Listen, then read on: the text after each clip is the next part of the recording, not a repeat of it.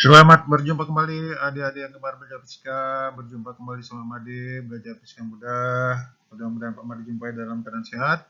Assalamualaikum warahmatullahi wabarakatuh. Salam sejahtera untuk kita semua. Om Swastiastu, Namo Buddhaya, Salam Kebajikan. Pada pertemuan kali ini Pak Made ingin berbicara pokok bahasa energi baru dan terbarukan atau energi alternatif. Selamat menyimak penjelasannya. Mari adik dilanjutkan. Materi kita yaitu mengenai energi terbarukan. Kita pahami dulu ada beberapa istilah seperti energi adalah kemampuan untuk melakukan usaha atau kerja.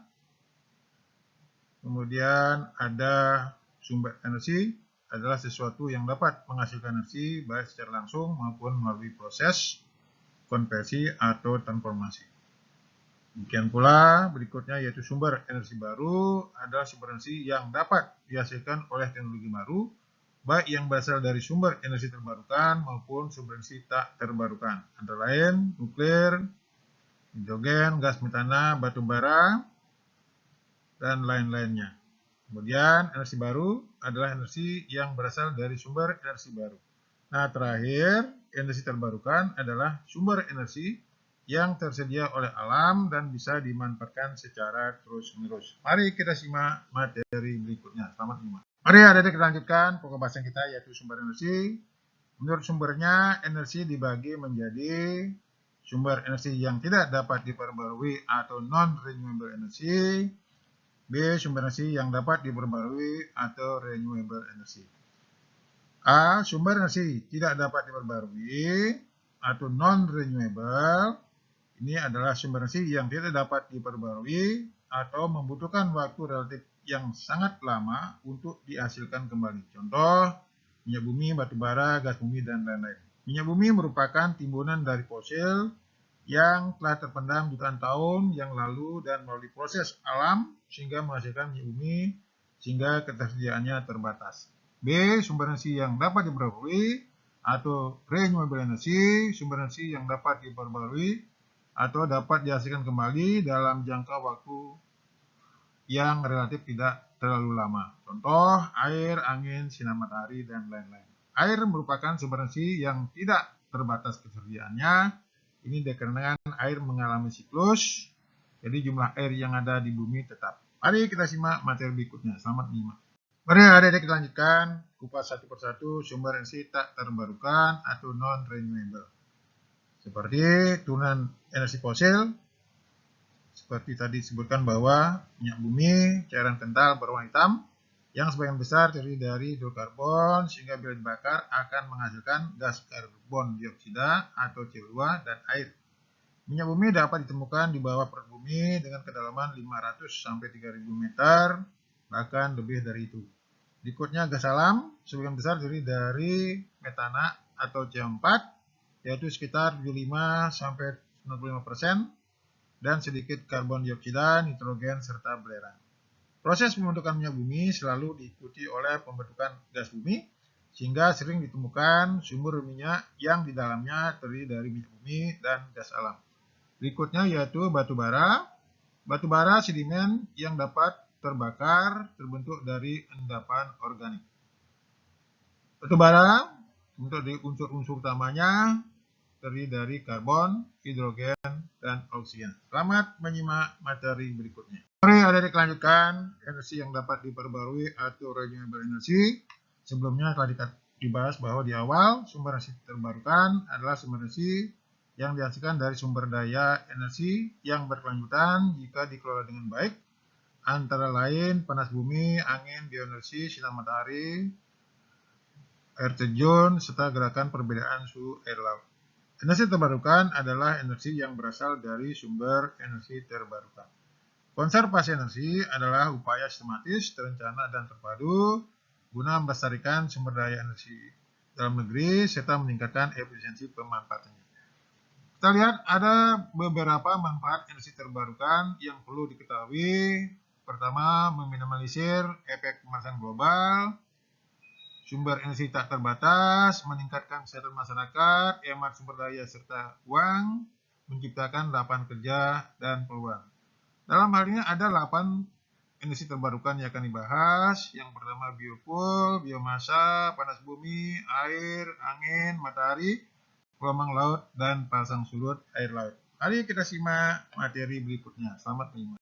Mari kita lanjutkan pembahasan satu persatu. Yang pertama itu biofuel.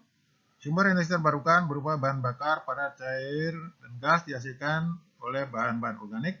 Sumber tanaman yang memiliki kandungan gula tinggi seperti sorghum dan tebu, tanaman yang memiliki kandungan minyak nabati tinggi seperti jarak, ganggang, dan kelapa sawit. Biofuel, bahan bakar nabati meliputi biodiesel dihasilkan dari minyak nabati yang sifatnya menyerupai minyak diesel solar. Keunggulannya adalah bebas sulfur dan bilangan asap rendah. B. Bioetanol. Etanol dari biomasa yang mengandung komponen pati atau selulosa seperti singkong dan tebu. Contoh gasolin, alkohol, campuran bensin, dan bioetanol. Mari kita simak materi berikutnya. Kita lanjutkan yang kedua yaitu biomasa. Biomasa padat berasal dari bahan organik yang telah mengalami proses pembakaran atau padatan. Contoh briket biomasa dari puntung kelapa sawit. Keunggulan mengurangi impor bahan bakar, mengeliminasi efek rumah kaca. Kelemahannya ketergantungan yang masih tinggi terhadap kayu. 2. Teknologi untuk konversi biomasa membutuhkan biaya yang tinggi. Selamat menyimak materi berikutnya. Mari adik lanjutkan yaitu yang ketiga energi panas bumi. Energi panas bumi terkandung di dalam air panas, uap air, batuan mineral, serta gas lainnya dalam sistem panas bumi. Indonesia diperkirakan memiliki potensi sebesar 40% dari potensi panas bumi dunia.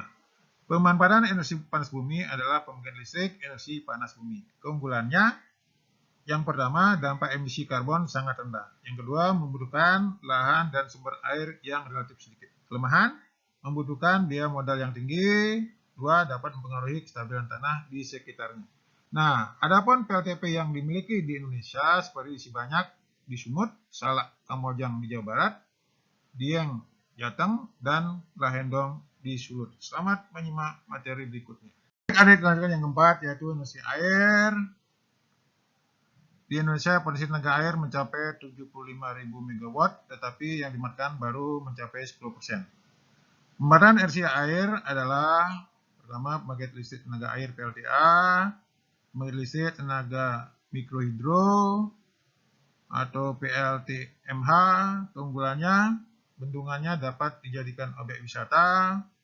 2. Biaya pemeliharaan dan operasional relatif rendah. Kelemahan, mengganggu keseimbangan ekosistem perairan. 2. Pembangunannya dapat menyebabkan kerusakan geologi seperti tanah longsor dan erosi.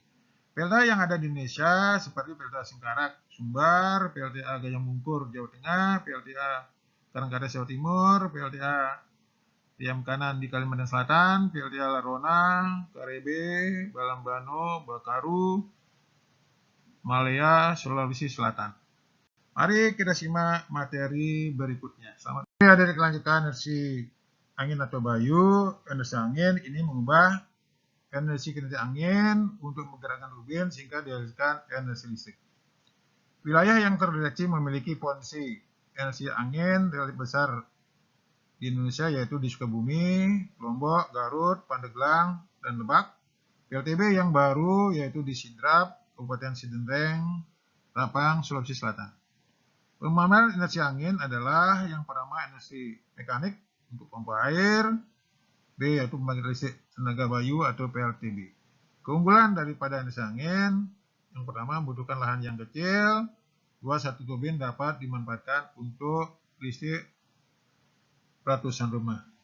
Kelemahannya yaitu biaya pemeliharaan dan operasional relatif mahal, sulit diprediksi karena kecepatan angin yang tidak stabil. Bisa dilihat perubahannya di sebelah kanan. Selamat menyimak materi berikut. Ada dilanjutkan yaitu energi matahari. Energi matahari memancarkan energi paling besar ke permukaan bumi. Permukaan bumi diperkirakan menerima energi matahari sekitar 1000 watt per meter persegi. Potensi energi matahari di Indonesia pada tahun 2019 mencapai 207,88 MW. Kemudian pemanfaatan energi matahari adalah Yang pertama, penglistik tenaga termal PLTU. 2. Sel surya fotovoltaik mengubah energi matahari langsung menjadi energi dengan sistem densa dan mesin kalor. Keunggulannya, tidak menghasilkan emisi gas rumah kaca. 2. Dapat dibangun di wilayah terpencil karena tidak memerlukan transmisi energi. Kelemahannya, membutuhkan modal biaya dan luas lahan yang besar. 2. Efisiensi energi matahari dipengaruhi polusi udara dan kondisi cuaca. Bisa dilihat perubahannya di sebelah kanan. Selamat menyimak materi berikutnya. Oke, ada yang lanjutkan energi gelombang laut. Indonesia sebagai negara maritim berpotensi tinggi memanfaatkan sumber energi dari gelombang laut. Namun untuk energi alternatif ini masih dalam tahap pengembangan di Indonesia. Kelebihan PLTU, energi bisa diperoleh secara gratis, tidak butuh bahan bakar, tidak menghasilkan limbah, mudah dioperasikan dan biaya peradangan rendah, serta dapat menghasilkan energi dalam jumlah yang memadai. Kekurangan PLTU bergantung pada ombak, perlu menemukan lokasi yang sesuai di mana ombaknya kuat dan muncul secara konsisten. BPWT dengan bekerjasama pihak Jepang telah mengadakan penelitian energi gelombang laut di Malingping, Sukabumi. Dihasilkan yaitu ketinggian gelombang 2 meter bisa dibangkitkan daya 30 kW berpanjang gelombang. Bisa dilihat konversinya di sebelah kanan. Selamat menyimak materi berikutnya.